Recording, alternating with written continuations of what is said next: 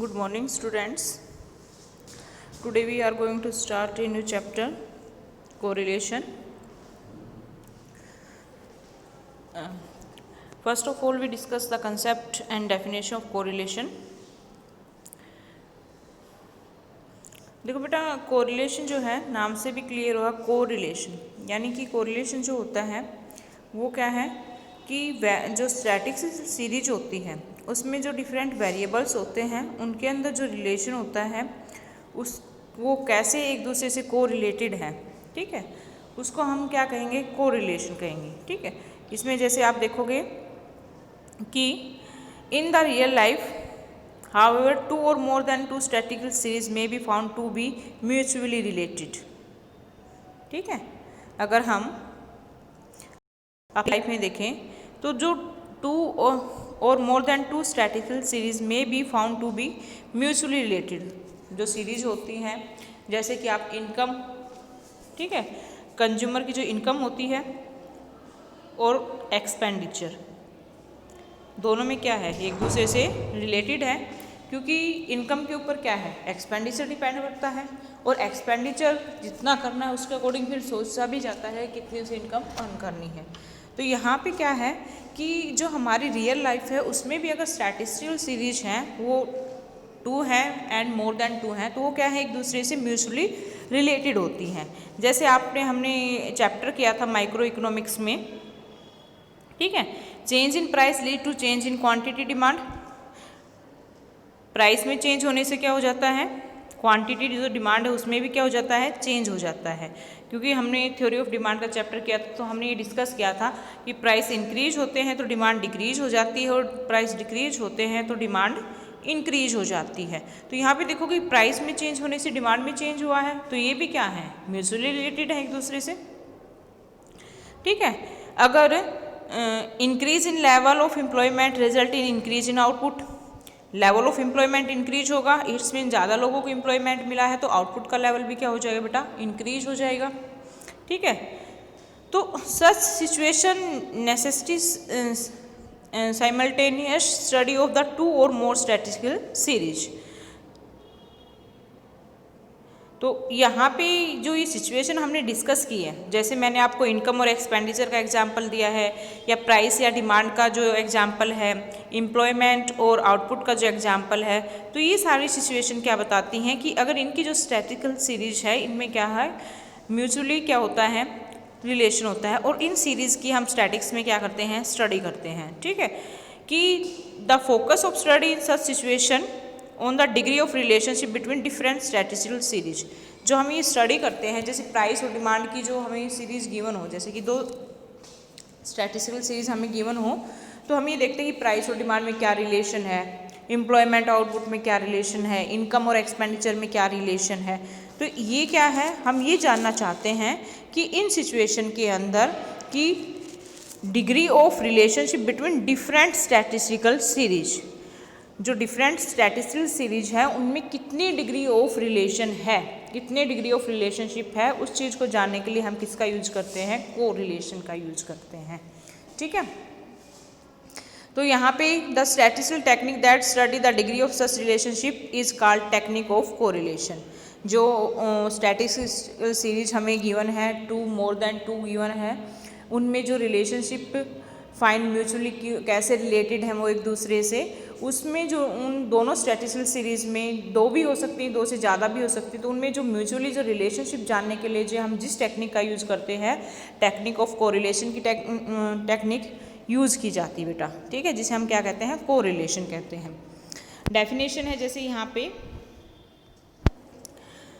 कोई भी एक डेफिनेशन जो आपको सही लगे, बोर्डिंगटन की देख लो आप, whenever some definite connection exist between the two or more group, class or series or data, there is said to be correlation। देखो कोई भी दो ग्रुप हैं, ठीक है, टू ग्रुप हो सकते हैं, मोर देन टू ग्रुप हो सकते हैं, टू क्लासेज हो सकती हैं, मोर देन टू क्लासेज हो सकती हैं, सीरीज हो सकती हैं, ठीक है। इनमें क्या एक डेफिनेट जो कनेक्शन है, ठीक है, ग्रुप्स के अंदर, क्लासेस के अंदर, सीरीज के अंदर, या जो हमें डाटा गिवन है उसके अंदर, ठीक है। तो ये जो हम रिलेशन जो देख रहे हैं, जो चेक कर रहे हैं कितना रिलेशन है, कैसे डेफिनेट कनेक्शन है इनके अंदर, इसे हम क्या कहेंगे बेटा, सेड टू बी कोरिलेशन। ठीक है।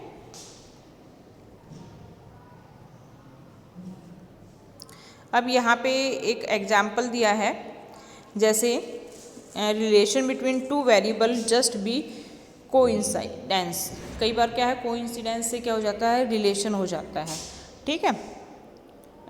यहाँ पे क्या है कि बेटा एक एग्जाम्पल ये दे रखा है कि मान लो कि व्हेन देयर इज, यहाँ से बेटा मान लो when there is a departure of migratory birds from a century you may find a fall in wedding ceremony of a country. कई बार क्या होता है कि मान लो कि कुछ बर्ड्स हैं वो माइग्रेट कर जाते हैं।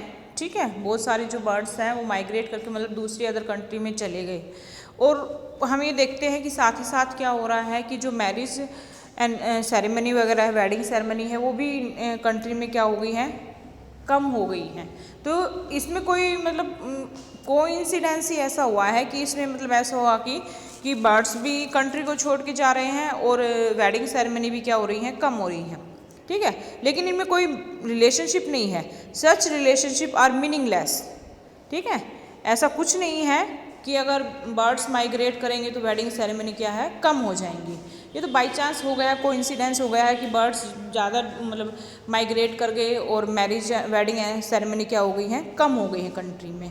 तो यहाँ पे जो रिलेशन है बेटा, बर्ड्स का माइग्रेट करने का और वेडिंग सेरेमनी के कम होने का कोई रिलेशन नहीं है।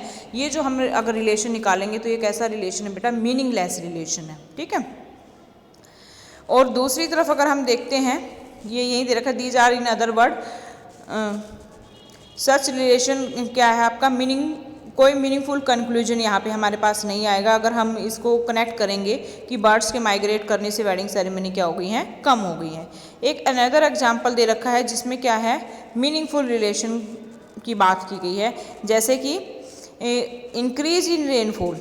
रेनफॉल क्या हो गया, इंक्रीज, तो सिंपल सी चीज़ है, increase in rice production, rice का प्रोडक्शन इंक्रीज हो गया, is a relationship that make increase in per capita income और decrease in death rate in a meaningful relationship.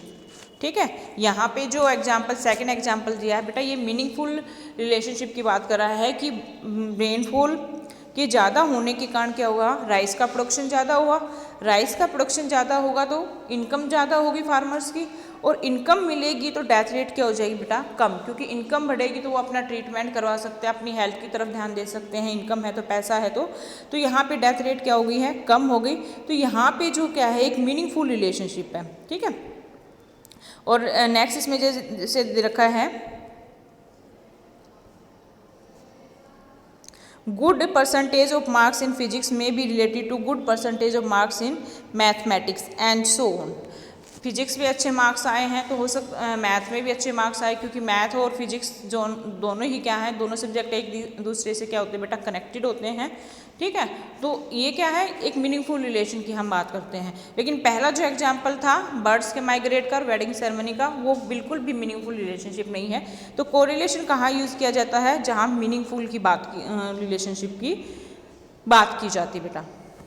Next है इसमें positive and negative correlation, types of correlation आ गया बेटा इसमें। बेटा आगे चले जाओ। Positive and negative correlation, types of correlation. Positive correlation कब होगा और नेगेटिव कोरिलेशन कब होगा बेटा, बिल्कुल ही इजी चैप्टर है, ज़्यादा कंफ्यूज होने की जरूरत नहीं। देखो पॉजिटिव की बात की गई है जब टू वेरिएबल्स होते हैं और सेम डायरेक्शन में चलते हैं। ठीक है। कोरिलेशन ऊपर ये दे रखा है, या तो आइदर पॉजिटिव होगा या फिर क्या होगा, वो आपका नेगेटिव होगा। पॉजिटिव कब होगा, when two variable move in the same direction, when two variable moves in the same direction, that is when one increase the other also increase and when one decrease the other also decrease. Such relation is called positive correlation. इसे हम क्या कहेंगे, positive correlation कहेंगे। जैसे हमने theory of supply का chapter किया था माइक्रो इकोनॉमिक्स में, और आपको याद होगा कि प्राइस के इंक्रीज होने के साथ साथ सप्लाई क्या होती है, इंक्रीज होती है। जैसे प्राइस 10, 20, 30, तो सप्लाई भी क्या हो जाती है 40, 50, 60। तो प्राइस में इंक्रीज हुई तो सप्लाई भी क्या होगी बेटा, इंक्रीज।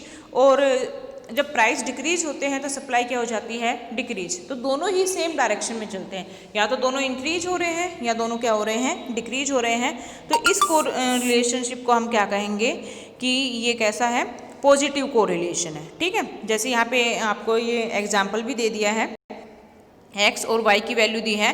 तो देखो x भी इंक्रीज हो रहा है 10, 20, 30, 40 और y भी इंक्रीज हो रहा है 100, 150, 200, 250। सेकंड बी में उसमें देखो कि x डिक्रीज हो रहा है तो y भी क्या हो रहा है, डिक्रीज। यहाँ पे दोनों इंक्रीज। तो डायरेक्शन दोनों वेरिएबल्स की क्या है बेटा, सेम डायरेक्शन है। तो सेम डायरेक्शन है तो यहाँ पे कैसा कोरिलेशन है बेटा, पॉजिटिव कोरिलेशन है। नेक्स्ट है इसमें नेगेटिव कोरिलेशन। तो नेगेटिव कोरिलेशन का मीनिंग दोनों अपोजिट डायरेक्शन में जाएंगी variables. When two variable change in different direction, when two variables change in different direction it is called negative correlation. जैसे relation between the price and demand है, ठीक है, क्योंकि price के इंक्रीज होने से डिमांड डिक्रीज होती है। तो एक इंक्रीज दूसरा डिक्रीज, तो डायरेक्शन कैसी होगी बेटा, अपोजिट हो गई है। एक डिक्रीज तो दूसरा इंक्रीज। ठीक है, तो यहाँ पे किस चीज़ का एग्जाम्पल है, यहाँ पे डिमांड एंड उसका एग्जाम्पल भी ले सकते हो कि प्राइस के इंक्रीज होने से डिमांड क्या होती है, डिक्रीज। जैसे प्राइस 10, 20 हो गए, डिमांड क्या हो गई है, पहले 40 थी अब कितनी रह गई है, 30 रह गई है। तो एक इंक्रीज हुआ, दूसरा क्या हो गया, डिक्रीज। तो इनके डायरेक्शन क्या है, अपोजिट है, इसलिए यहाँ पे कैसा कोरिलेशन है बेटा, नेगेटिव कोरिलेशन है। ठीक है, नेक्स्ट है बेटा इसमें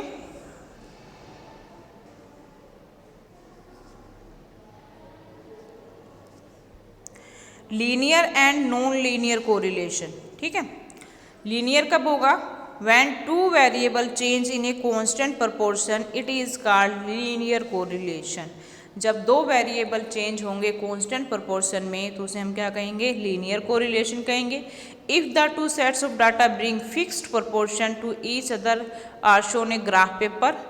इसको हम अगर सेम प्रोपोर्शन में चेंज हो रहे हैं तो इसको हम ग्राफ पेपर से शो कर सकते हैं। और इनमें जो रिलेशनशिप है वो हमारा जो आएगा वो कैसे आएगा, स्ट्रेट लाइन में आएगा। कैसा आएगा बेटा, स्ट्रेट लाइन। दस linear correlation implies a straight line relationship. तो लीनियर कोरिलेशन कैसा है बेटा, एक स्ट्रेट लाइन कोरिलेशन है। नॉन लीनियर कोरिलेशन, पहले लीनियर का एग्जाम्पल देख कर लेते हैं बेटा। लीनियर देखो यहाँ पे ए और बी, ए कांस्टेंट रेट से इंक्रीज हो रहा है, सभी में कितना डिफरेंस है, 2, 2 का डिफरेंस है बेटा। ठीक है, और यहाँ देखो नीचे आपकी वाई जो चेंज हुई है उसमें भी 5, 5 का डिफरेंस है। दोनों में चेंज तो हुआ, दोनों इंक्रीज हो रहे हैं, सेम डायरेक्शन में है। ठीक है, दोनों ही क्या हो रहे हैं, इंक्रीज हो रहे हैं। ठीक है, और दोनों में जो चेंज है वो क्या है, कांस्टेंट प्रोपोर्शन से हुआ है। ठीक है, लेकिन इसमें ये ज़रूरी नहीं कि दोनों सेम डायरेक्शन में चलें, अपोजिट डायरेक्शन में भी चलेंगे तब भी क्या हो जाता है, हमारे पास लीनियर कोरिलेशन आ जाता है। कंडीशन क्या होती है कि दोनों ही वेरिएबल में जो चेंज होगा वो एक कांस्टेंट रेट से होगा। ठीक है, अगर मान लो एक इंक्रीज हो रहा है तो वो एक कांस्टेंट रेट से इंक्रीज हो, दूसरा मान लो डिक्रीज हो रहा है तो वो एक कांस्टेंट रेट से क्या हो, डिक्रीज हो, तभी क्या होगा, लीनियर कोरिलेशन। एक इंक्रीज हो रहा है कांस्टेंट रेट से तो दूसरा भी इंक्रीज हो सकता है कांस्टेंट रेट से। तो डायरेक्शन पॉजिटिव भी हो सकती है, सेम डायरेक्शन में भी चेंज हो सकता है, और अपोजिट डायरेक्शन में भी, डिफरेंट डायरेक्शन में, अपोजिट डायरेक्शन में भी चेंज हो सकता है। लेकिन कंडीशन क्या है बेटा, दोनों में कंडीशन क्या होती है, दोनों में जो चेंज है वो एक कांस्टेंट रेट से चेंज होना चाहिए। जो गैप है वो क्या है, कांस्टेंट रेट से होना चाहिए। तो मैंने आपको करवाया था सप्लाई का चैप्टर, उसमें देखो प्राइस और जो सप्लाई है दोनों चेंज होते हैं और सेम डायरेक्शन में चेंज होते हैं, तो वहाँ पे अपवर्ड स्लोपिंग हमारा वो बनता है। ठीक है, सप्लाई कर्व। और जब हम डिमांड की बात करते हैं डाउनवर्ड स्लोपिंग है। लेकिन दोनों में आप देखो कि डाउनवर्ड या अपवर्ड स्ट्रेट लाइन है हमारे पास। तो यहाँ पे कैसा रिलेशन है बेटा, अगर दोनों में चेंज क्या है, कांस्टेंट रेट से हुआ है प्राइस में और सप्लाई में, या यहाँ पे प्राइस और डिमांड में, तो यहाँ पे जो रिलेशन है वो कैसा है, लीनियर रिलेशन कहा जाएगा उसे। ठीक है, non linear correlation, when the two variable do not change in the constant proportion, दोनों कांस्टेंट प्रोपोर्शन से चेंज नहीं होंगे उस टाइम पे कैसा कोरिलेशन है बेटा, नॉन लीनियर है। इसको भी हम ग्राफ से प्रेजेंट कर सकते हैं, लेकिन यहाँ पे जो हमारे पास लाइन आएगी वो एक स्ट्रेट लाइन नहीं होगी। ठीक है, अगर मान लो कि आपको वैल्यू गिवन है और जब वैल्यू गिवन होती है और आपको कहा जाए कि ग्राफ से ये मतलब पॉइंट शो करो कि कैसा तुम्हारा डायग्राम बनता है, तो उस टाइम पे मान लो कि हम एक्स और वाई पे जो वैल्यू जो भी गिवन है हमारे पास हम वैल्यू ले लेंगे और जैसे भी हमारे मान लो कि पॉइंट्स आते हैं ऐसे अगर सेम लाइन में आ गए तो ये कैसा रिलेशन हो जाएगा बेटा, सेम उस पर, तो ये लीनियर है। अगर मान लो कि ऐसा नहीं हो, पॉइंट्स हमारे क्या हैं, एक पॉइंट यहाँ पे है, एक पॉइंट यहाँ है, एक यहाँ है और एक यहाँ है।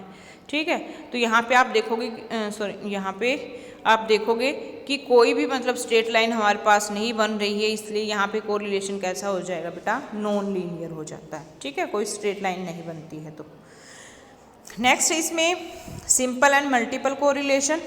तो simple correlation implies the study of relationship between two variable only.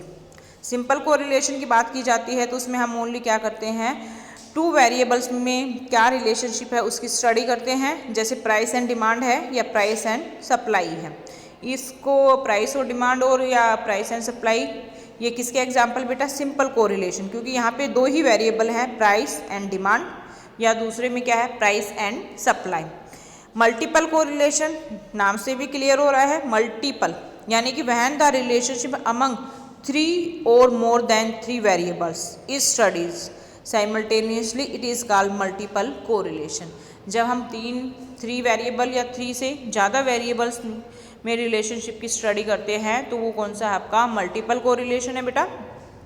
ठीक है, लेकिन हमारे चैप्टर में कौन सा कोरिलेशन आएगा, सिंपल कोरिलेशन, हम 2 ही वेरिएबल लेकर चलेंगे। ठीक है, डेफिनेशन पता होनी चाहिए, 1 मार्क्स में डेफिनेशन पूछी जा सकती है या ये फिलअप्स में भी आ सकता है। नेक्स्ट है इसमें डिग्री ऑफ कोरिलेशन। तो डिग्री ऑफ कोरिलेशन की हम बात करते हैं। Degree of correlation refer to coefficient of correlation. Degree of correlation क्या है आपका, कोफिशिएंट ऑफ कोरिलेशन है बेटा। और डिग्री ऑफ कोरिलेशन पॉजिटिव और नेगेटिव 2 डिग्री आपको क्लियर करेगा। तो फर्स्ट हम पॉजिटिव की बात करते हैं, परफेक्ट कोरिलेशन। ठीक है, तो when 2 variable change in the same proportion it is called perfect correlation. जब 2 वेरिएबल सेम प्रोपोर्शन में कांस्टेंट रेट से चेंज होते हैं तो उसे हम क्या कहेंगे, perfect correlation. It may be 2 kind, perfect positive और परफेक्ट नेगेटिव। जैसे परफेक्ट पॉजिटिव की बात करें, perfect positive correlation is perfectly positive when proportional change in 2 variable is in the same direction. जब दोनों में क्या है, सेम डायरेक्शन में चेंज होता है। जैसे मैं अभी आपको बार बार एग्जांपल बता रही हूँ कि प्राइस में और जो सप्लाई में जो चेंज हो रहा है वो कैसा है बेटा, सेम डायरेक्शन में चेंज है। ठीक है, और सेम डायरेक्शन में चेंज है तो ये आपका अपवर्ड स्लोपिंग, अगर हमारा इस टाइप का सप्लाई का बनता है बिल्कुल स्ट्रेट लाइन अपवर्ड स्लोपिंग, तो ये कैसा कोरिलेशन है बेटा, परफेक्ट पॉजिटिव कोरिलेशन है। कैसा कोरिलेशन है, परफेक्ट पॉजिटिव कोरिलेशन है। परफेक्ट नेगेटिव में अगर मैं एग्जांपल देना चाहूँ तो परफेक्ट नेगेटिव में बेटा आपका डिमांड का आ जाएगा, क्योंकि जब correlation is perfectly negative and proportional change in 2 variable is in the opposite direction. जब दोनों वेरिएबल में क्या है, अपोजिट डायरेक्शन में चेंज होता है तो वहाँ पे कैसा कोरिलेशन है बेटा, वहाँ पे है आपका नेगेटिव कोरिलेशन। ठीक है, जैसे प्राइस एंड डिमांड में हम करते हैं, दोनों में चेंज हुआ, प्राइस में भी और डिमांड में भी। प्राइस में भी कांस्टेंट रेट से चेंज हुआ और डिमांड में भी क्या है, कांस्टेंट रेट से चेंज हुआ, लेकिन डायरेक्शन दोनों की क्या है, अपोजिट है। प्राइस इंक्रीज हो रहे हैं तो डिमांड डिक्रीज, और प्राइस डिक्रीज होते हैं तो डिमांड इंक्रीज, लेकिन चेंज क्या है, कांस्टेंट रेट से हो रहा है दोनों में। तो यहाँ पे कैसा रिलेशन है बेटा, negative. Absence of correlation second point है बेटा इसमें, नाम एब्सेंस ऑफ कोरिलेशन यानी कि जब 2 वेरिएबल्स के अंदर कोई कोरिलेशन नहीं मिलता तो उसे हम क्या कहेंगे, absence of correlation. If there is no relation between 2 series और variable that is change in one has no effect on the change in other. इसका मीनिंग क्या है कि नो एब्सेंस ऑफ कोरिलेशन का मीनिंग ये है कि मान लो कि 2 वेरिएबल है एक्स एंड वाई। ठीक है, एक्स में चेंज हो रहा है, वो इंक्रीज हो या डिक्रीज, वाई क्या है मान लो कि कांस्टेंट रहता है, उसमें कोई चेंज नहीं होता, या फिर y में x के चेंज होने से y में कोई इफेक्ट नहीं होता, या y के चेंज होने से x के ऊपर कोई इफेक्ट नहीं होता है, तो इसमें क्या है, इन दोनों में कोई कोरिलेशन नहीं है, तो इसे हम क्या कहेंगे, एब्सेंस ऑफ कोरिलेशन कहेंगे। ठीक है। नेक्स्ट है limited degree of correlation. Limited degree, देखो परफेक्ट पॉजिटिव और परफेक्ट नेगेटिव तो हमने यहाँ पे डिस्कस कर लिया, लेकिन इनके बीच की भी तो रेंज हो सकती है, परफेक्ट पॉजिटिव और परफेक्ट नेगेटिव की। तो यहाँ पे डिग्री ऑफ कोरिलेशन की बात की गई है, लिमिटेड डिग्री की लिमिट बता दी गई है कि कोरिलेशन की जो वैल्यू है वो 0 से ज़्यादा और 1 से क्या होती है, कम होती है। आर की जो वैल्यू है, कोरिलेशन किससे डिनोट किया जाएगा बेटा, आर से, स्मॉल आर से हम किसको डिनोट करेंगे, कोरिलेशन को। आर की जो वैल्यू है, कोरिलेशन की वैल्यू 0 से तो क्या होगी, ज़्यादा होती है, और 1 से क्या होती है बेटा, कम होती है। ये हमेशा याद रखना इस चीज़ को कि आपका आंसर हमेशा 0 से ज़्यादा मिलेगा और 1 से क्या होना चाहिए, कम होना चाहिए। अगर आपका आंसर 1.2 या 1.3 जो भी आता है, 2.35, तो इसमें आपका कोरिलेशन क्या है, गलत है। आंसर से भी आपके क्वेश्चन चेक किए जा सकते हैं। ठीक है। तो इसकी लिमिट होती है बेटा, आर की जो वैल्यू कहाँ तक होती है, 0 से ग्रेटर और 1 से क्या होती है, लेसर। अब इन दोनों के बीच की डिग्री रह जाती है, जैसे हम हाई डिग्री कोरिलेशन कब होगा, परफेक्ट का तो पता चल गया, +1 है तो परफेक्ट पॉजिटिव है, -1 है तो परफेक्ट नेगेटिव हो जाती है, -1 आता है। तो ये यहाँ पे इनके बीच की वैल्यू की बात करेंगे। मान लो कि वैल्यू हमारी क्या आती है, टेबल से देख लो एक बार बेटा, देखो परफेक्ट